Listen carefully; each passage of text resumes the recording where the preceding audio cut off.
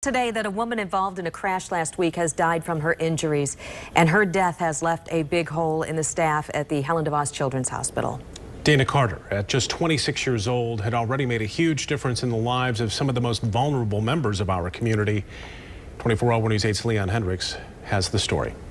There are countless doctors, nurses, and other healthcare professionals in and out of the Helen DeVos Children's Hospital each day. And then there's the ones who patients and their families never forget. Dana Carter, her patients' families say, was one of those people. The way that she went about her work was what we'll remember about her the most. Carter was involved in a crash Wednesday on 142nd west of US 131 in the Door area. She was rushed to the hospital where she died on Sunday. Kara Dietert's 5-year-old son, Calvin, had been one of Dana's patients. You're feeling the most trauma you've probably felt in your life. She always made you still feel like she wanted to invest in you and in your family, and you weren't a number, you were a family. As news of the accident spread, a Facebook page in her honor was flooded with comments, some of them touching stories from families whose children Carter cared for. One touching story came from Mike Faber, whose daughter Caitlin was a patient. Sadly, Caitlin did not survive. It was a last act from Nurse Carter after the child's death, after her parents had left the hospital, that they say sums up Dana's care for their baby daughter.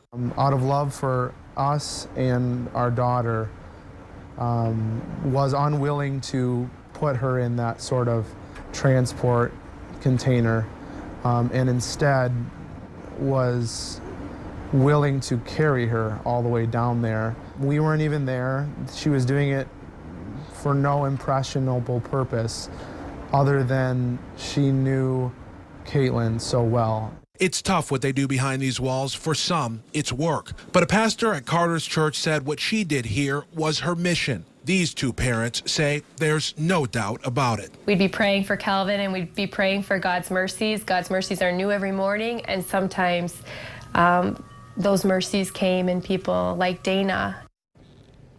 Now, police say they are not sure what caused the two-car crash last Wednesday. It was foggy when the crash happened at 6:15 in the morning. Police say no one else involved was badly hurt. The crash remains under investigation. Funeral services will be Saturday. The family asked that memorial contributions be made to the Helen DeVos Children's Hospital in their daughter's honor. Boy, she worked in the pediatric way. intensive care unit, a very difficult place to work.